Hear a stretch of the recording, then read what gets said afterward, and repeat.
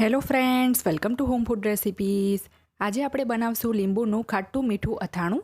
અત્યારે શિયાળામાં માર્કેટમાં અથાણાના લીંબુ મળવાના શરૂ થઈ ગયા છે, ત્યારે તમે સિઝનમાં આ રીતે લીંબુનું અથાણું બનાવીને બહાર જ 5 થી 6 મહિના સુધી અને ફ્રીજમાં 1 વર્ષ સુધી સ્ટોર કરીને રાખી શકો છો. ખાવામાં એ ખૂબ જ સરસ લાગે છે અને આ અથાણું બનાવવામાં પણ એકદમ સરળ છે. પરફેક્ટ માપ સાથે આજે હું તમને આ અથાણું બનાવવાનું શીખવાડીશ, તો ચલો એને બનાવવાનું શરૂ કરીએ. લીંબુનું અથાણું બનાવવા માટે અહીંયા મેં સૌથી પહેલાં તો 800 ગ્રામ જેટલા લીંબુ લીધા છે. અહીંયા મેં જે મોટા અથાણું બનાવવાના સ્પેશિયલ લીંબુ આવે છે એ લીધા છે, જે માર્કેટમાં તમને સરળતાથી મળી જશે. પણ બસ ધ્યાન એટલું જ રાખવાનું છે કે લીંબુ એકદમ પાતળી છાલના હોય એવા જ લેવા, જેથી એમાં રસ વધારે હોય અને પાતળી છાલના લીંબુ જલ્દી ચડી પણ જાય છે. હવે આપણે લીંબુને કટ કરી લઈશું. આ લીંબુની એક ખાસ વાત છે કે ખાવામાં આ અથાણું બિલકુલ પણ કડવું નથી લાગતું.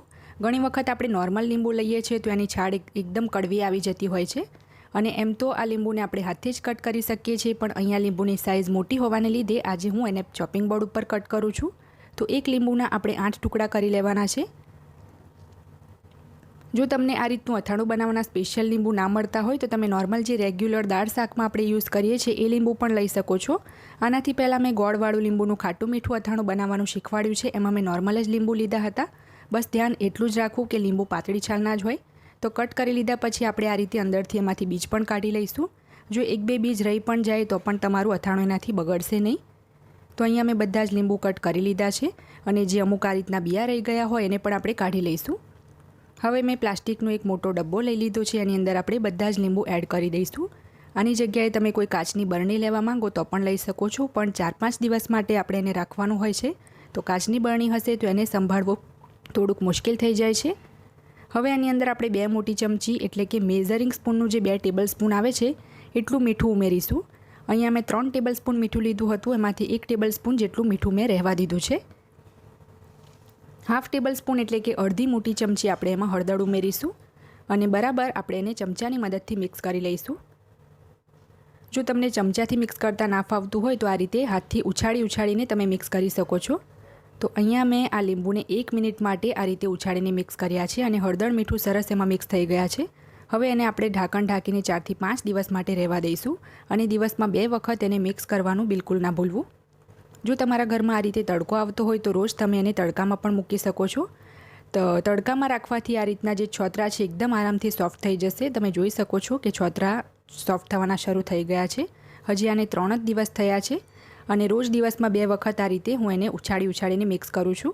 તમે જોઈ શકો છો ઘણું બધું લીંબુનું પાણી પણ અલગ થયું છે. તો હજી 1 દિવસ આપણે એને આમ જ રાખીશું. 5 દિવસ રાખ્યા પછી હવે હું તમને બતાવું છું કે લીંબુ કેટલા સરસ સોફ્ટ થઈ ગયા છે. જો તમે કોઈ પણ ટુકડો લીંબુનો લઈને હાથમાંથી તોડીને જોશો તો એકદમ આરામથી એ તૂટી જશે. આ જે મોટા લીંબુ છે એની એ જ ખાસિયત હોય છે કે બિલકુલ પણ આ સ્વાદમાં કડવા નહીં લાગે. હવે અથાણું બનાવવા માટે ગેસ ઉપર મેં એક કડાઈ ગરમ કરવા મૂકી છે. એમાં આપણે 300 ગ્રામ ખાંડ ઉમેરીશું, અને 300 ગ્રામ ખાંડની સામે આપણે એમાં 500 ગ્રામ ગોળ ઉમેરીશું. ગોળ અને ખાંડ બંનેનો આ અથાણામાં આજે આપણે યુઝ કરીશું. તમે ચાહો તો ફક્ત ગોળ કે ફક્ત ખાંડ 800 ગ્રામ જેટલી લઈ શકો છો. જેટલા લીંબુ હોય એટલું જ આપણે ગોળ કે ખાંડનો યુઝ કરવાનો છે. અહીંયા મેં બંને મળીને 800 ગ્રામ લીધું છે, અને હવે આપણે એને સહેજ પીગળવા દઈએ 1-2 મિનિટ માટે.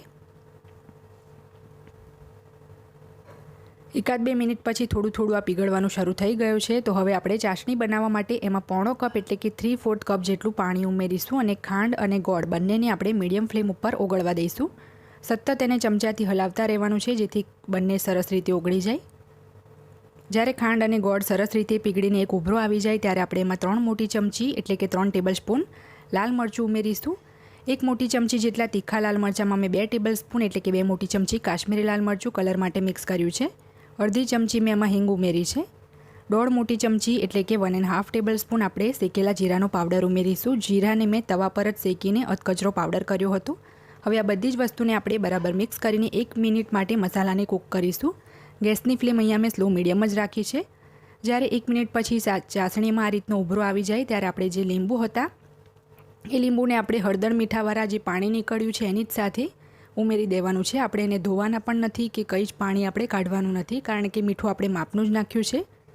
તો 5 થી 6 મિનિટ આપણે મીડિયમ ફ્લેમ ઉપર હવે આને કૂક કરીશું. જે એક્સ્ટ્રા પાણી આપણે એડ કર્યું હતું ચાસણી બનાવવામાં એ બધું જ બળી જાય ત્યાં સુધી આપણે એને કૂક કર્યું છે. તો લીંબુના છોતરા પણ આપણા એકદમ સરસ રીતે સોફ્ટ થઈ ગયા છે. ઓલરેડી એ પહેલેથી જ સોફ્ટ તો હતા જ. અને આની અંદર મેં ચાખ્યું છે તો મને સહેજ મીઠું ઓછું લાગ્યું છે, એટલે 1 ચમચી જેટલું મીઠું મેં આમાં બીજું ઉમેર્યું છે. હવે આપણે ગેસ બંધ કરી દઈએ અને અથાણાને આપણે ઠંડુ થવા દઈએ. અત્યારે આ અથાણું તમે જોઈ શકો છો કે ઘણું ગરમ છે.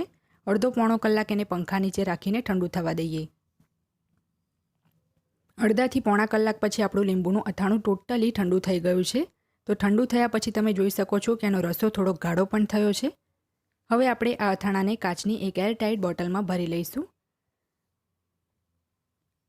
આનાથી પહેલાં મેં ગોળવાળું ચાસણી વગરનું લીંબુનું અથાણું અને ઇન્સ્ટન્ટ લીંબુનું અથાણું બનાવવાની રેસીપી પહેલાં ચેનલ પર બતાવેલી છે. વિડીયોની નીચે ડિસ્ક્રિપ્શન બોક્સમાં એની હું લિંક આપી દઈશ, જેથી જો તમારે એ રેસીપી જોવી હોય તો જોઈ શકો છો. આ અથાણાને તમે રૂટીનમાં દાળ ભાત શાક રોટલી સાથે ખાશો તો તમારા જમવાનો સ્વાદ 10 ગણો વધારી દેશે.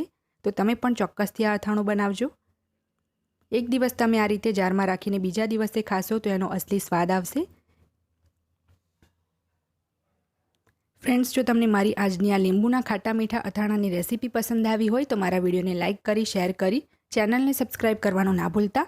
સબસ્ક્રાઇબ બટનની બાજુમાં જે બેલ આઇકન છે એને પણ દબાવજો, જેથી તમને મારા આવનારા તમામ નવા વિડીયોની જાણકારી સૌથી પહેલાં મળે.